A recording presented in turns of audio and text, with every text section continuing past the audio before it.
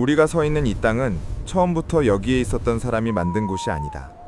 바다는 사라졌다가 돌아왔고 길은 열렸다가 닫혔으며 사람들은 한 번 오고 끝나지 않았다. 누군가는 이곳을 스쳐 지나갔고 누군가는 남았고 또 누군가는 추위에 밀려 다시 떠났다. 그렇다면 질문은 하나다. 이 땅에 남아있는 우리는 어느 도착의 후손일까? 차갑고 건조한 바람이 풀잎을 눕히고 먼지를 일으키며 지금의 한국 땅을 훑고 간다. 하지만 우리가 아는 서해는 없다. 바다는 한참 멀리 물러나 있고 그 자리에 끝이 보이지 않는 평야가 펼쳐져 있다. 강은 더 길고 육지는 더 넓다. 산은 이미 있었지만 아직 한반도라는 말은 성립하지 않는다. 이곳은 아직 국가도 민족도 이름도 없다. 오직 땅과 기후 그리고 움직이는 생명만 있다. 이 질문은 여기서 시작된다. 이 땅을 처음 밟은 존재는 누구였을까? 호모 에렉투스였을까? 아니면 호모 사피엔스였을까? 우리는 흔히 인류의 역사를 아주 단순하게 떠올린다. 원시적인 인간이 점점 똑똑해지고 결국 현생 인류가 되어 세계로 퍼져나갔다는 직선의 이야기. 하지만 이 땅에서의 시작은 그런 그림과 전혀 닮지 않았다. 한국 땅의 첫 발자국은 한 번 찍히고 끝난 흔적이 아니라 여러 번 찍혔다가 사라진 겹겹의 흔적에 가깝다. 일부 연구자들은 아주 이른 시기에 호모 에렉투스 계열의 인류가 이 지역에 도달했을 가능성을 이야기한다. 동아시아 전반에 퍼져 있던 에렉투스 집단이 기후가 허락하는 순간을 타고 북쪽과 동쪽으로 이동했고 그 과정에서 한반도 인근까지 왔을 수 있다는 것이다. 만약 그렇다면 이들은 이 땅의 최초 방문자였을지도 모른다. 하지만 중요한 점이 하나 있다. 그들이 여기에 정착했고 후대까지 이어졌다는 증거는 아직 없다. 즉, 왔을 가능성은 있지만 남아있지 않다. 이 점이 핵심이다. 인류사에서 먼저 왔다는 사실은 그 자체로 큰 의미를 갖지 않는다. 살아남았는가, 이어졌는가가 훨씬 더 중요하다. 에렉투스가 이 지역에 발을 디뎠다 해도 혹독한 기후변화와 환경 압력 속에서 사라졌다면 그 흔적은 역사의 주연이 되지 못한다. 무대에 올랐지만 막이 오르기도 전에 내려간 조연에 가깝다. 그리고 그 뒤 훨씬 나중에 등장하는 존재가 있다. 호모 사피엔스다. 대략 3만 년에서 4만 년 전, 현생 인류가 동아시아 전역으로 확산되던 시기, 이 땅 역시 그 이동 경로 안에 들어오기 시작한다. 이들은 이전 인류와는 다른 방식으로 이동했다. 단순히 걷는 존재가 아니라 환경을 읽고 자원을 계산하고 네트워크를 유지하며 움직였다. 한반도는 고립된 섬이 아니라 거대한 대륙의 가장자리였다. 서쪽에는 넓은 평야가 있었고 북쪽과 남쪽은 이동 가능한 통로로 열려 있었다.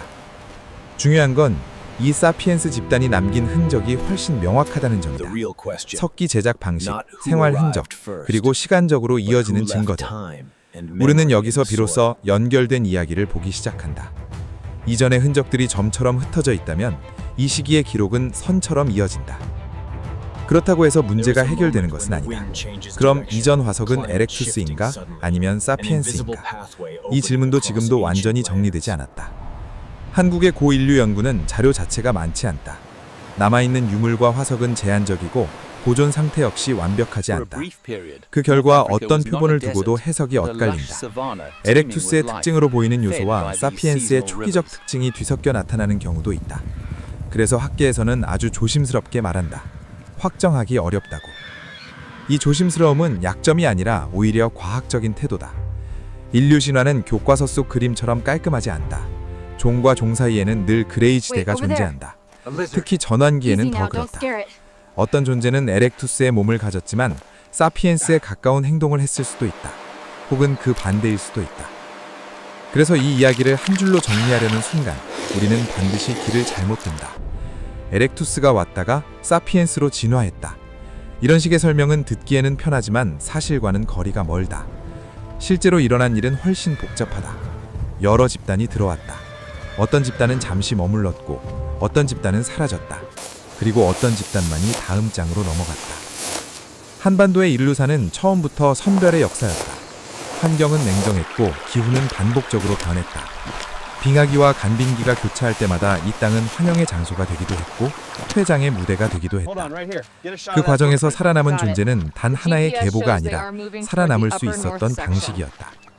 그래서 질문을 조금 바꿔야 한다. 누가 처음 왔는가가 아니라 누가 이 땅에 자신의 시간을 남겼는가? 그 질문에 대한 답은 현재로서는 호모 사피엔스에 더 가깝다. 그들은 단순히 도착한 것이 아니라 반복적으로 돌아왔고 머물렀고 흔적을 축적했다. 그 순간부터 이 땅은 더 이상 스쳐 지나가는 경유지가 아니라 이야기의 일부가 된다. 이 지점에서 하나를 분명히 해야 한다. 이 이야기는 진화의 승리 서사가 아니다. 사피엔스가 더 우수해서 살아남았다는 단순한 이야기도 아니다.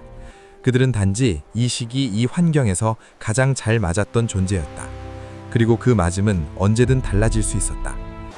한국 땅의 첫 발자국은 그래서 단일한 발자국이 아니다. 겹쳐지고 지워지고 다시 찍힌 흔적이다. 우리는 그 흔적 중 일부만 보고 전체를 상상한다. 아직 모르는 것이 훨씬 많다.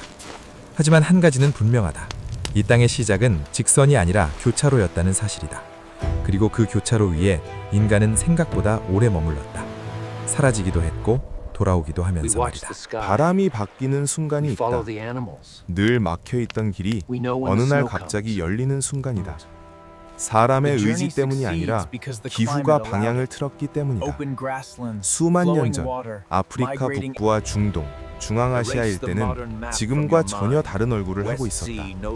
우리가 오늘날 사막이라고 부르는 땅들 중 상당수는 풀과 관목이 자라는 초원이었고 계절성 강과 호수가 점점이 박혀 있었다. 비가 내리는 시기가 길어지면 초원은 연결되었고 동물들은 그 길을 따라 이동했다. 그리고 인간은 언제나 그 뒤를 따랐다. 호모 사피엔스가 동아시아로 향할 수 있었던 이유는 단 하나다. 그 길이 생겨났기 때문이다. 이동은 모험이 아니었다.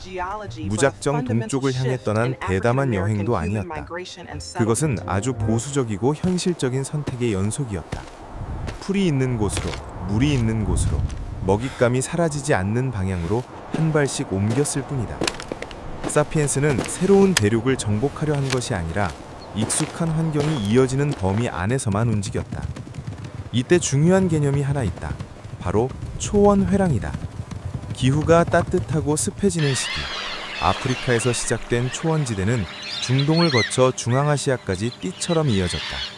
이 띠는 단절된 길이 아니라 연결된 생태계였다. 가젤과 영양, 말과 같은 대형 초식동물이 이 길을 따라 이동했고 포식자와 인간도 그 흐름 안에 포함되어 있었다. 사피엔스는 이 회랑 위에서 살았다. 길을 개척한 것이 아니라 이미 열린 생태계 안으로 스며들었다. 이 점을 놓치면 인류 이동을 전혀 다르게 이해하게 된다. 우리는 흔히 인류가 지도를 펼쳐놓고 새로운 방향을 선택한 것처럼 상상한다.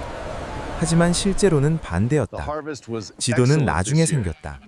먼저 생긴 것은 풀의 분포, 동물의 이동, 그리고 물의 흐름이었다. 인간은 그 위에 올라탄 존재였다. 동아시아로 향하는 길도 마찬가지였다. 사피엔스는 한 번에 동아시아로 도약하지 않았다. 여러 세대에 걸쳐 조금씩 이동했다. 한 지역에서 수백 년 혹은 그 이상 머물며 환경에 적응하고 다시 다음 지역으로 이동했다. 이 과정에서 어떤 집단은 더 이상 앞으로 나아가지 않았고 어떤 집단은 뒤로 돌아갔다. 이동은 일방향이 아니었다. 이동의 핵심은 속도가 아니라 연결성이다. 중앙아시아와 몽골 초원, 중국 북부에 이르는 지역은 빙하기 동안 완전히 막힌 공간이 아니었다. 추웠지만 생명이 사라진 땅은 아니었다. 계절에 따라 풀은 자랐고 동물은 이동했다. 이 환경은 사피엔스에게 익숙한 사냥 무대를 제공했다. 숲보다 시야가 넓고 대형 동물을 추적하기 쉬운 초원은 그들의 전략과 잘 맞았다. 그리고 이 초원 회랑의 동쪽 끝에서 동아시아가 모습을 드러낸다. 하지만 여기서 하나의 오해를 정리해야 한다. 사피엔스가 이동한 이유는 동아시아가 목적지였기 때문이 아니다. 그들은 동아시아를 향해 간 것이 아니라 초원이 끝나는 곳까지 간 것이다. 그 끝이 우연히 동아시아였다. 또 하나 중요한 요소가 있다. 바로 해안선이다. 일부 사피엔스 집단은 내륙 초원뿐만 아니라 해안을 따라 이동했다. 해안은 안정적인 자원을 제공하는 공간이었다. 조개, 어패류, 해양 생물은 계절 변동이 비교적 적었고 기후가 불안정해질수록 더 매력적인 선택지가 되었다.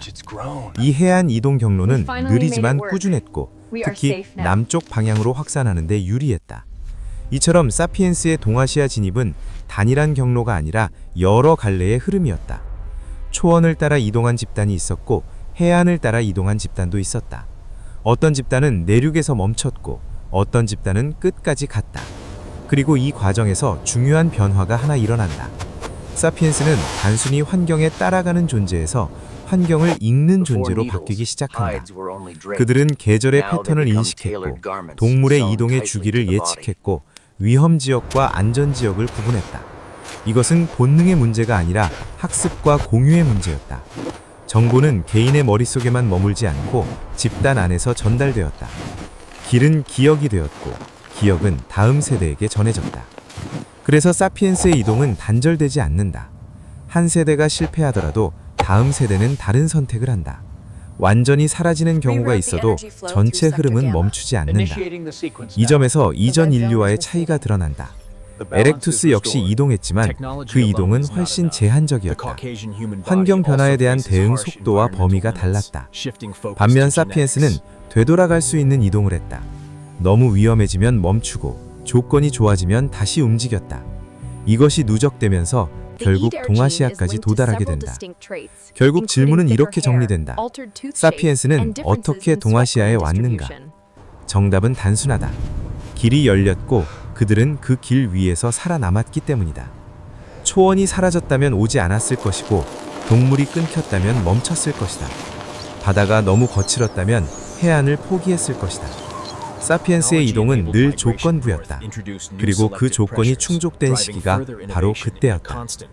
동아시아는 그렇게 발견된 땅이 아니다. 기후와 생태가 잠시 허락한 공간이었고 인간은 그 허락을 놓치지 않았을 뿐이다. 이제 이 흐름은 한반도라는 공간으로 이어진다. 하지만 그 이야기는 초원이 끝난 뒤에 시작된다. 지금의 지도를 잠시 머릿속에서 지워보자. 푸른 바다로 채워진 서해, 바다와 육지를 가르는 선명한 해안선, 반도라는 성태. 이 모든 것은 아주 최근의 풍경이다. 빙하기로 시간을 되돌리면 한국 땅은 우리가 아는 모습과 전혀 달랐다. 바다는 물러나 있었고 해안선은 훨씬 멀리 서쪽으로 이동해 있었다. 서해는 바다가 아니라 광활한 육지였다. 당시의 바다는 지금보다 100m 이상 낮았다. 그 결과 황해와 바레만 일대는 거대한 평야로 드러났고 강과 습지, 얕은 호수가 뒤엉킨 공간이 되었다. 이것은 텅 빈 땅이 아니었다. 풀은 자랐고 동물은 모여들었으며 인간에게는 매우 매력적인 생활 부대였다. 오늘날의 한반도 서쪽 해안은 사실상 대륙의 연장선이었던 셈이다. 이 변화는 단순한 지형의 차이가 아니었다. 인간의 이동과 정착 방식을 근본적으로 바꿔놓았다. 우리는 흔히 한반도를 산이 많고 험한 땅으로 기억한다. 실제로도 그렇다. 산지가 많은 반도 내부는 대형 동물을 추적하기에 불리했고 자원이 고르게 분포하지 않았다. 수렵과 채집에 의존하던 인류에게 이런 지형은 결코 이상적인 환경이 아니었다. 그래서 빙하기의 한반도 중심부는 상대적으로 인구 밀도가 낮았을 가능성이 크다. 반면 서쪽에 펼쳐진 거대한 평야는 전혀 달랐다. 물이 있고 풀이 있고 동물이 몰렸다. 계절마다 환경은 달라졌지만 완전히 끊어지지는 않았다. 특히 강하구와 습지대는 다양한 생물이 모이는 생태의 교차점이었다. 이곳은 인간에게 안정적인 식량 공급원이었고 이동 중 잠시 머물거나 장기간 체류하기에 모두 적합했다. 즉, 빙하기의 서해는 장벽이 아니라 통로였다. 이 통로는 한반도를 고립된 공간이 아니라 열린 공간으로 만들었다. 사람들은 이 평야를 따라 남북으로 동서로 움직일 수 있었다. 오늘날 바다로 분리된 지역들이 당시에는 하나의 생활권 안에 있었다. 한반도 서쪽은 끝이 아니라 중심에 가까운 위치였다. 그러나 이 평야는 영원하지 않았다. 기후는 다시 변했고 빙하는 후퇴하기 시작했다. 온도가 오르면서 바닷물은 서서히 다시 차올랐다. 평야는 점점 잠기기 시작했고 사람들은 선택을 강요받았다. 더 높은 지대로 이동하거나 새로운 환경에 적응해야 했다. 이때 중요한 변화가 하나 나타난다. 사람들의 이동 방향이 달라진 것이다. 기온이 급격하게 낮아졌던 시기, 특히 빙하기가 가장 강력했던 단계에서는 북쪽 지역이 점점 살기 어려워졌다. 혹한과 건조함은 동물의 이동 경로를 바꾸었고 그 흐름을 따르던 인간 역시 남쪽으로 이동했다. 그 결과 이전보다 더 많은 집단이 한반도 지역으로 유입되기 시작한다. 아이러니하게도 추위가 한반도를 비워낸 것이 아니라 오히려 사람들을 밀어넣은 셈이다. 하지만 이 유입은 단순한 증가가 아니었다. 환경은 여전히 가혹했고 반도 내부의 산악지형은 쉽게 적응할 수 있는 공간이 아니었다. 그래서 사람들은 산속 깊이 들어가기보다는 여전히 평야와 하천, 해안 가까이에 머무르려 했다. 이때의 해안은 오늘날의 해안이 아니라 훨씬 더 바깥쪽에 위치한 옛 해안선이었다. 시간이 흐르면서 바다는 더 많이 차올랐다. 사람들이 오랫동안 의존하던 평야는 점점 사라졌고 결국 물 아래로 잠겼다. 이 과정은 단번에 일어나지 않았다. 수백 년, 수천 년에 걸쳐 천천히 진행되었다. 하지만 그 결과는 결정적이었다. 인간의 생활 공간이 급격히 줄어들었고 남은 육지는 지금 우리가 아는 한반도의 윤곽을 띠기 시작했다. 이 순간부터 한반도는 반도가 된다. 이 변화는 사람들의 기억 속에도 흔적을 남겼을 가능성이 크다. 사라진 땅, 물에 잠긴 사냥터, 더 이상 갈 수 없는 길. 이러한 경험은 단순한 환경 변화가 아니라 세대에 걸쳐 전달되는 이야기였을 것이다. 인간은 늘 자신이 잃은 공간을 기억한다. 그래서 우리는 빙하기 이후의 한반도를 이해할 때 지금의 지형을 기준으로 생각해서는 안 된다. 과거의 한반도는 훨씬 넓었고 훨씬 열린 공간이었다. 서해는 사람들을 가로막는 경계가 아니라 사람들을 모이게 하는 무대였다. 이 무대가 사라지면서 인류의 생활 방식도 바뀌었다. 이동 중심의 삶에서 보다 국지적인 적응이 중요해졌다. 남아있는 땅에서 더 효율적으로 살아야 했고 계절 변화에 더 민감하게 반응해야 했다. 이 변화는 이후 기술과 사회 주저의 변화를 촉발하는 배경이 된다. 결국 빙하기는 단순히 추운 시대가 아니었다. 그것은 지도를 다시 그린 시대였다. 한국 땅의 윤곽은 자연이 그린 결과물이고 인간은 그 선 위에서 방향을 바꾸었다. 서해가 평야였던 시절 사람들은 이 땅을 지나갔고 머물렀고 떠났다. 그리고 바다가 돌아와자 그들은 새로운 한반도 위에서 다시 살아가는 법을 배워야 했다. 지금 우리가 바라보는 바다는 과거의 길 위에 놓여 있다. 그리고 그 길 위에서 시작된 이야기는 아직 끝나지 않았다. 온도가 내려간다. 영하 9도. 바람이 불면 체감 온도는 더 낮아진다. 피부는 금세 감각을 잃고 노출된 살은 곧 위험이 된다. 이 환경에서 살아남는다는 것은 단순히 추위를 견디는 문제가 아니다. 몸이 버티기 전에 삶의 방식이 먼저 바뀌어야 한다. 빙하기의 북동아시아는 인간에게 호의적인 공간이 아니었다. 사냥감은 계절에 따라 이동했고 식물 자원은 제한적이었다. 밤은 길었고 겨울은 길고 깊었다. 이런 조건에서 살아남았다는 사실 자체가 이미 하나의 질문을 던진다. 인간은 무엇으로 이 추위를 넘었을까? 답은 하나가 아니다. 기술과 신체 두 방향에서 동시에 일어났다. 먼저 기술이다. 이 시기에 가장 중요한 발명 중 하나는 눈에 띄지 않을 만큼 작다. 바로 바늘이다. 구멍이 뚫린 바늘. 이 단순한 도구는 인간의 생존 전략을 완전히 바꿔놓는다. 이전에도 가죽은 사용되었다. 하지만 걸치거나 덮는 수준이었다. 바늘이 등장하면서부터 가죽은 입는 것이 된다. 몸에 맞게 재단되고 틈없이 연결된다. 이 차이는 결정적이다. 바람을 막을 수 있고 체온을 유지할 수 있으며 움직임도 자유로워진다. 두꺼운 가죽을 단순히 두르는 것과 몸에 밀착된 옷을 입는 것은 전혀 다른 생존 확률을 만든다. 특히 장시간 야외 활동이 필수적인 사냥 환경에서는 이 차이가 곧 생과 사를 가른다. 바늘은 단순한 도구가 아니다. 계획의 산물이다. 가죽을 고르고 형태를 상상하고 미래의 추위를 대비해 미리 준비한다는 뜻이기 때문이다. 이는 즉각적인 반응이 아니라 시간 개념이 포함된 사고다. 사피엔스는 더 이상 환경에 맞서 즉석에서 버티는 존재가 아니라 다가올 조건을 예상하고 대비하는 존재로 바뀌고 있었다. 하지만 기술만으로는 충분하지 않았다. 아무리 좋은 옷을 입어도 인간의 몸 자체가 혹독한 환경에 완전히 중립적일 수는 없다. 이 지점에서 두 번째 변화가 등장한다. 유전자다.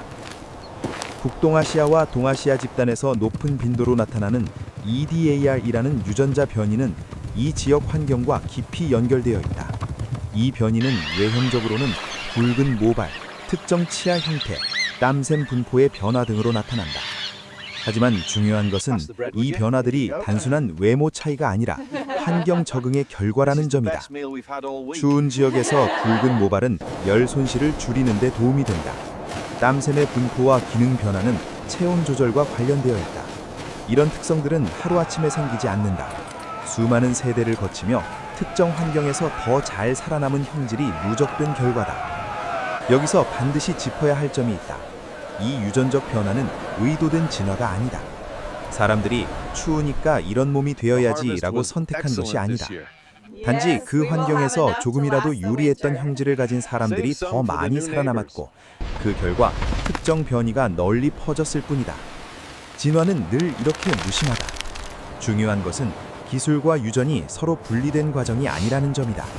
이 둘은 동시에 작동했다. 바늘과 옷은 단기적인 생존 확률을 높였고 그 덕분에 사람들은 더 북쪽, 더 추운 위도로 이동할 수 있었다. 그 이동은 다시 새로운 선택 압력을 만들었고 그 속에서 특정 유전적 특징이 살아남았다.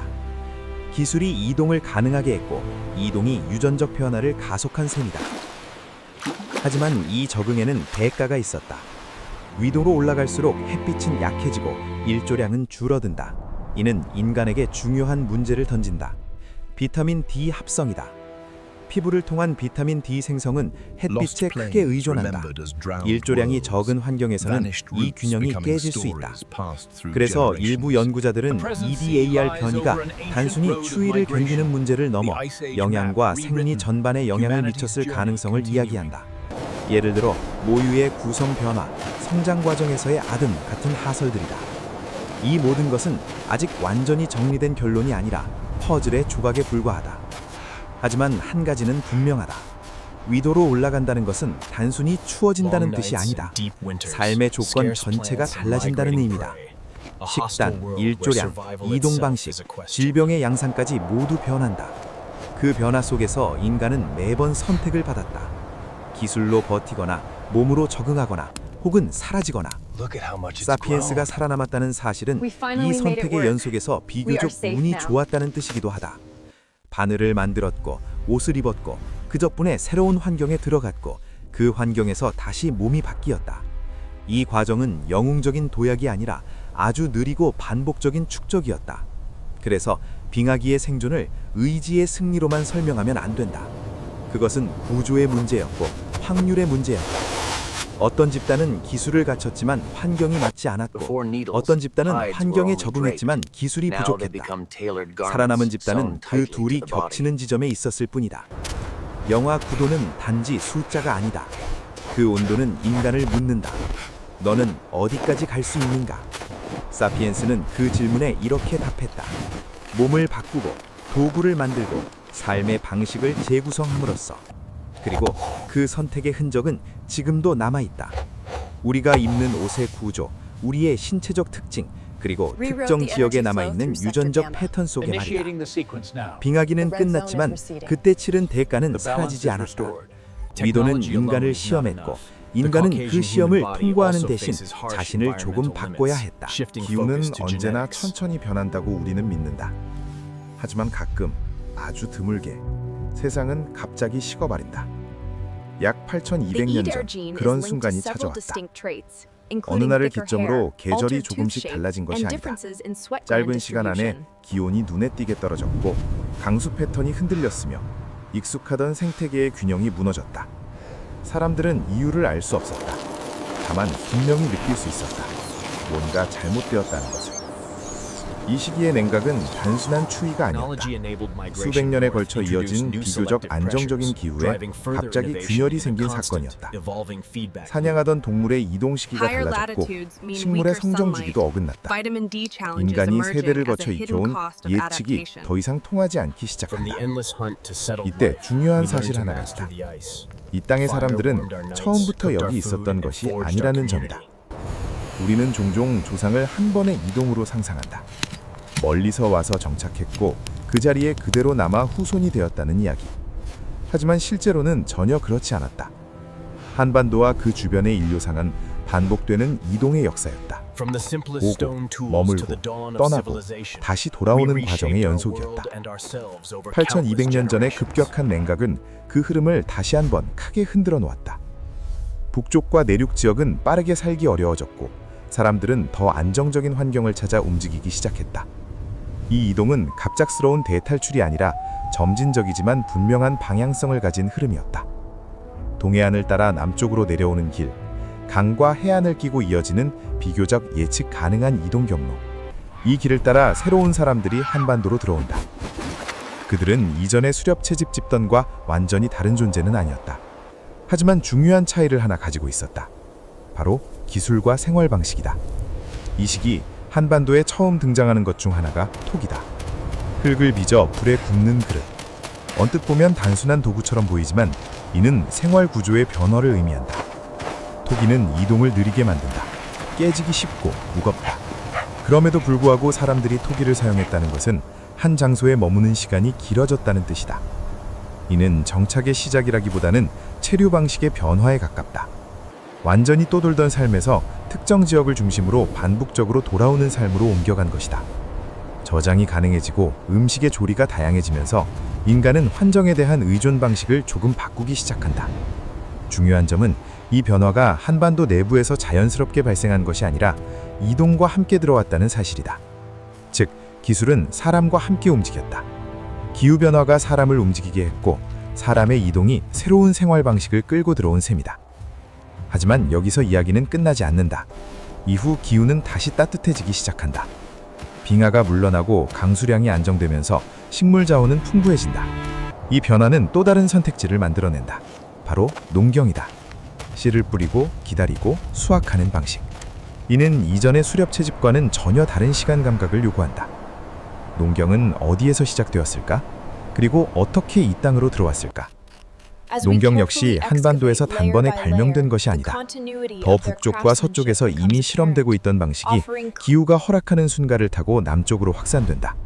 농경을 아는 사람들이 이동했고 그 지식이 함께 전해졌다. 이 과정은 단절이 아니라 중첩이었다. 기존의 수렵 채집 집단이 사라지고 농경민으로 완전히 대체된 것이 아니다. 두 방식은 오랫동안 공존했고 서로 섞였다. 어떤 집단은 여전히 사냥과 채집을 중심으로 살았고 어떤 집단은 점차 농경의 비중을 늘렸다. 여기서 다시 한번 중요한 사실이 드러난다. 조상은 한 번 오지 않았다. 한반도의 인구는 한 겹이 아니라 여러 겹으로 쌓여 있다. 기후가 흔들릴 때마다 새로운 사람들이 들어왔고 그 이전의 사람들과 섞이거나 밀려나거나 혹은 같은 공간에서 다른 방식으로 살아갔다. 우리는 그 결과물일 뿐이다. 그래서 단일한 기원을 찾으려는 질문은 언제나 빗나간다. 이 땅의 조상은 하나의 출발점이 아니라 여러 번의 도착으로 이루어졌다. 8200년 전의 냉각은 그중 하나의 중요한 분기점이었다. 추위는 몰아냈고 이동은 기술을 데려왔고 기술은 삶의 방식을 바꾸었다. 그 위에 농경이라는 또 하나의 큰 전환이 더해졌다. 이 모든 과정은 계획된 진보가 아니었다.